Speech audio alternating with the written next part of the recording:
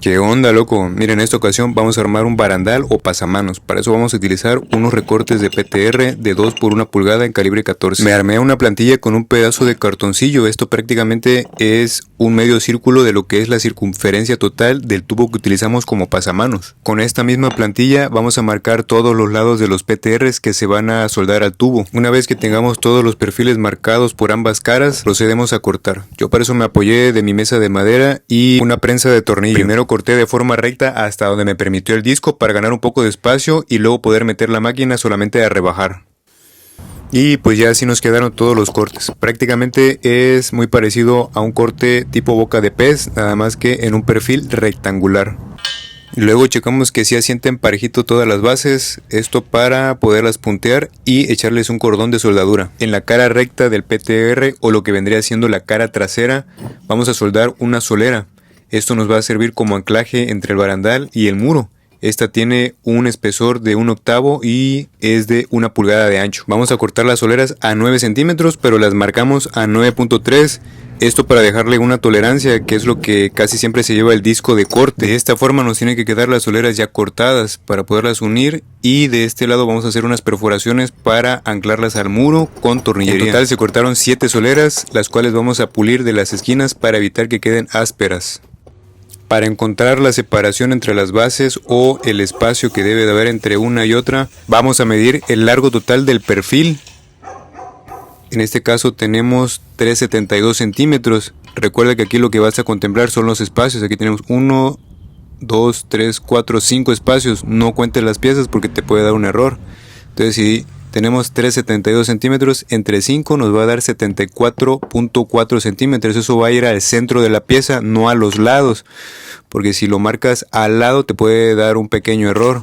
Eso tiene que ir al centro del perfil. Aquí ya marcamos la primera línea a 74.4 y así el resto del perfil. Las líneas que marcamos sobre el tubo tienen que ir al centro del PTR. Estos son los que van a servir como anclaje o como bases para el perfil, pero tiene que coincidir con el centro de la línea, no a los lados, para evitar que haya mucha diferencia entre uno y otro. Para hacer los puntos yo utilicé la pretuliana a aproximadamente unos 55 caballos de potencia y un electrodo 6013 en diámetro 332. Checamos que los cacahuates hayan pegado. Esto más que nada es porque en ocasiones la misma escoria no nos permite ver si la soldadura tuvo penetración. Esto aunque sean unos solos puntitos, pero es importante hacerlo para evitar contratiempos, ya que a la hora de hacer un cordón puede ser que se te despegue la pieza por un mal punto. Y ya así nos quedaron las 4 bases punteadas al perfil tubular. Y ahora lo que queda es soldar. En este caso yo lo voy a hacer con una máquina de microalambre para obtener una soldadura un poco más estética. A pesar de utilizar una máquina de microalambre, al final hay que detallar la soldadura. Eso solamente se hace con un disco de corte y un disco flap. Aquí quiero aprovechar a mostrarles la importancia entre una buena calibración de la máquina de soldar, o mejor dicho, una buena configuración, ya que en esta ocasión se me olvidaron hacer los ajustes previos de la máquina. Y pues evidentemente la soldadura no fue la adecuada.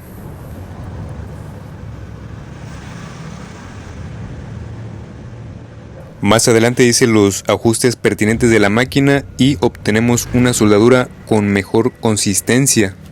Yo por lo general no suelo utilizar los spray o las grasas antichispas, principalmente no porque sean malas, sino porque creo que podrían ser un poco dañinas para los pulmones.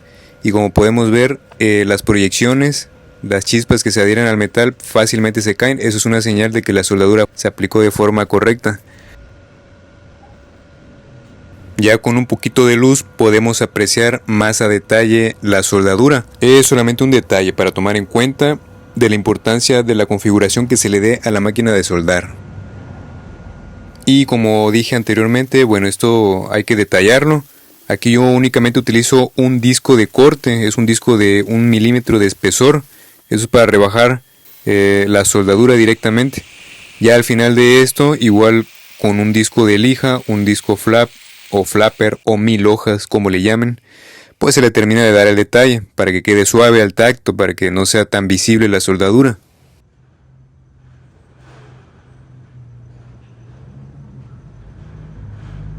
Aquí les adjunto un video solamente demostrativo para visualizar cómo también la soldadura de flux core o lo que viene siendo la de microalambre con fundente, también deja un poco de escoria. Para cubrir los extremos del tubo hice unos recortes de lámina verde o lámina cintro.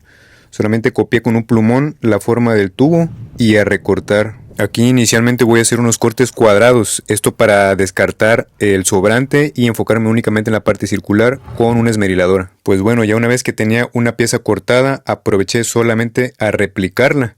Nada más la ponía encima, la marcaba y volví a cortar otro cuadro prácticamente igual. Ya para el corte circular lo que hice fue primero hacer unos cortes rectos, a modo de que me quedara solamente una parte mínima para rebajar con el disco. Ya una vez con un círculo, fácilmente lo podía calcar a las otras piezas cuadradas para así poderlas rebajar y tener todos los círculos o tapas de los tubos. Y como casi todo lo que hacemos en herrería, primero presentamos la pieza para ver si coincide. Y una vez que estemos seguros, procedemos a poner un puntito para que nos quede fija la pieza y poder proceder a hacer una soldadura corrida, aunque sea por puntos, ya que aquí como el material es bastante delgado no se puede hacer un cordón corrido. Aquí yo las tapitas las dejé un poquito más grandes de la medida real del tubo porque el mismo electrodo se iba a llevar una parte del material y para evitar que quedaran huecos o perforaciones, pues le dejé un excedente. Y bueno, ya lo único que nos queda por hacer es detallar la pieza. Para esto vamos a rebajar toda la soldadura faltante. En este caso yo lo hice con un disco de lija o disco flap. Obviamente la máquina que estamos utilizando para este trabajo es la esmeriladora Pretul de aproximadamente 450 pesos. Nuestra pequeña guerrera que no puede faltar en los trabajos, ya que esta maquinita siempre está trabajando en el taller.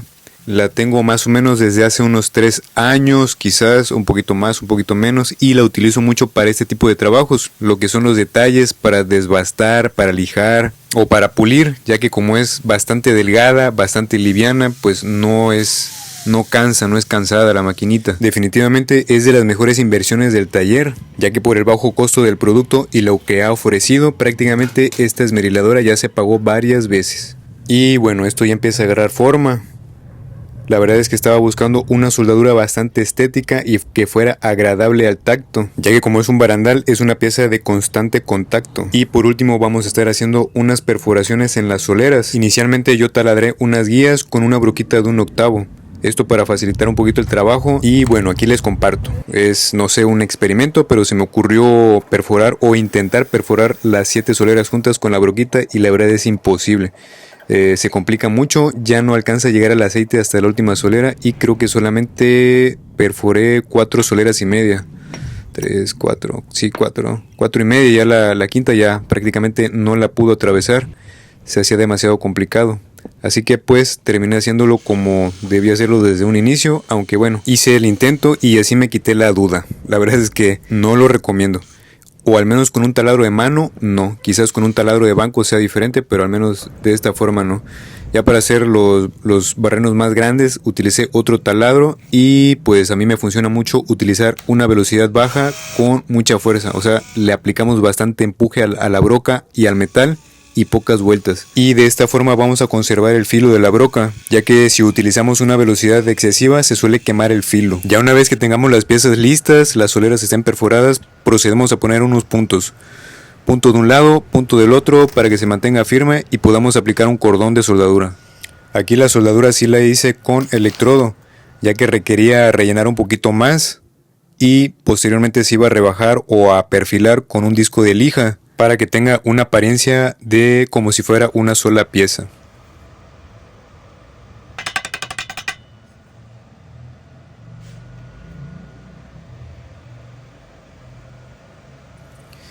Y prácticamente con esto estamos finalizando el trabajo de soldadura.